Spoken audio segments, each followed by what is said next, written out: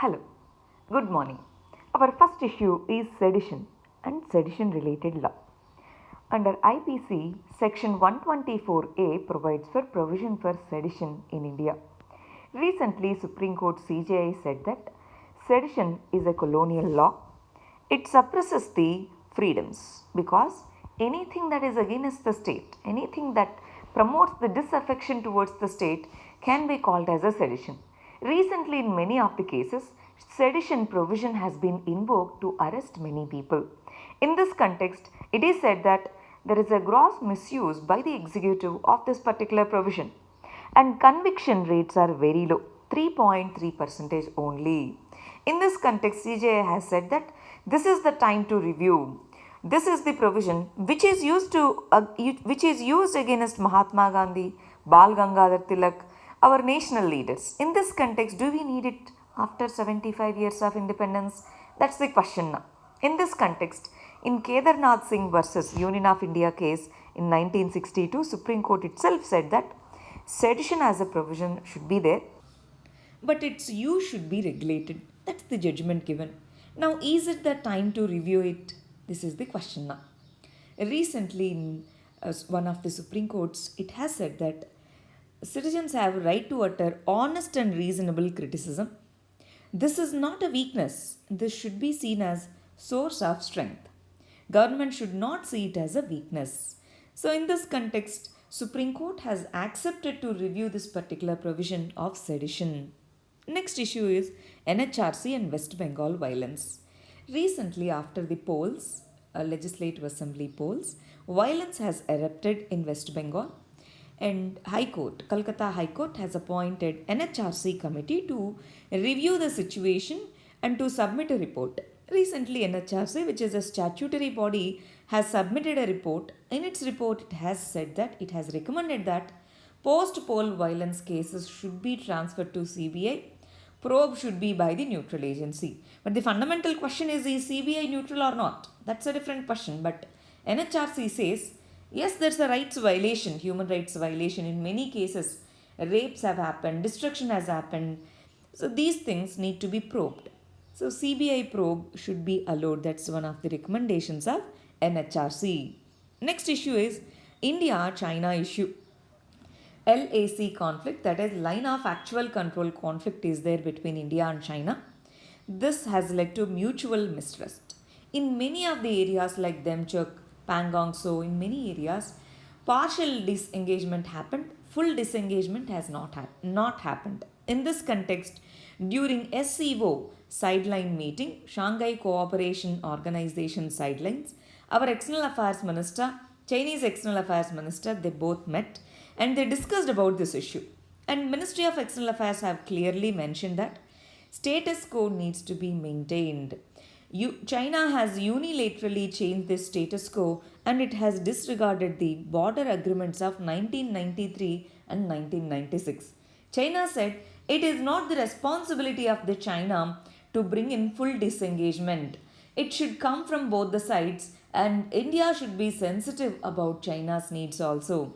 So this is the issue. But without full disengagement, without full restoration of the status quo, mistrust will continue between India and China. So this needs a political resolution. Next issue is financial inclusion. RBI's governor has said that post-pandemic growth should focus on inclusive growth. It's not just economic growth. It should be inclusive growth. In this context, RBI is trying to be a catalyst towards financial inclusive growth. What is the financial inclusive growth? Access to credit and other financial services should be available, accessible and affordable to all the people. In this context, RBI said that microfinance facility will promote the financial inclusion. In this context, MFIs, NBFCs, revival of these things should be the primary focus. That's the report provided by the RBI. Next issue is Draft Drone Rules 2021. Very, very important. Go through this particular one in PIB. In PIB, there's a detailed list of provisions mentioned. So we have taken only the important ones. Now, what are the provisions of Draft Drone Rules 2021? These provisions are released by Ministry of Civil Aviation. These guidelines are released by Ministry of Civil Aviation. It said that these rules are built on a premise of trust, self-certification and non-intrusive monitoring. Earlier we have Unmanned Aerial Spacecraft Rules 2021.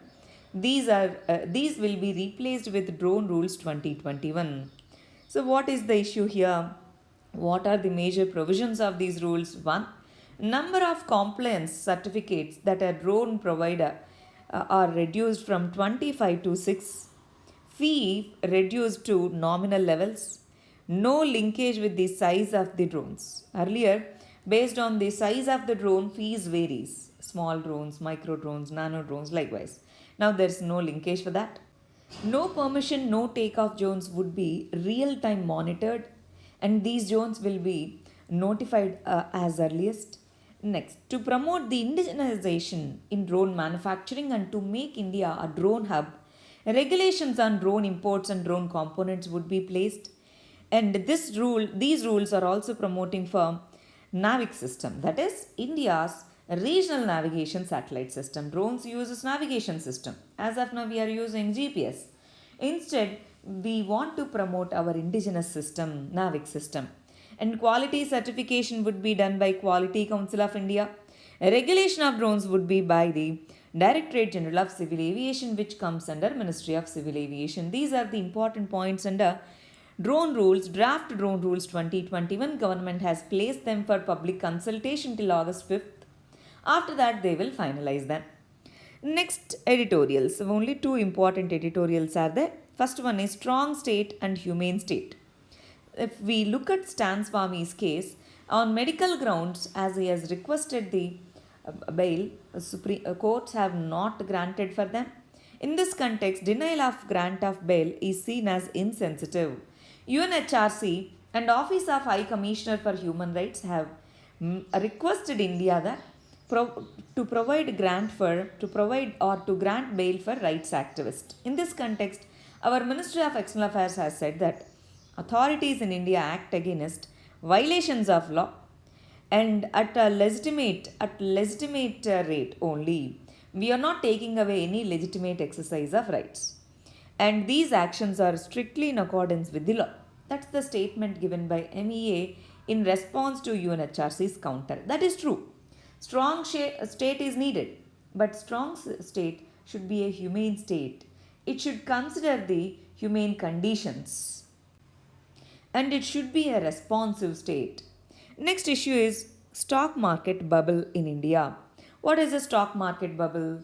In the last 1 to 1.5 years, real economic output is slowing down and it has come down. But then stock markets and stock indices like Nifty, Sensex, these are performing well. In fact, as the growth rates have come down, these markets have doubled up. Why? What explains this?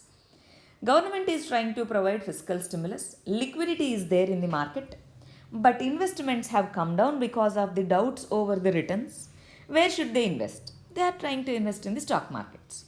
This kind of artificial rise in the prices in the stock markets, this shows the divergence. RBI and other analysts, they call it as stock bubble. Bubble means it is going to stay only for some time. After that, it is going to burst out. Stock bubble. So in this context, investors can safely invest in exchange traded funds which will reduce the risk. Otherwise, what if the prices fall down suddenly? So investors must take this decision consciously. And as the inflationary tendencies are there, though stock prices are increasing, their real output and real performance might be low. This should be considered before investing in the stock exchanges. These are today's topics. Thank you very much. All the very best.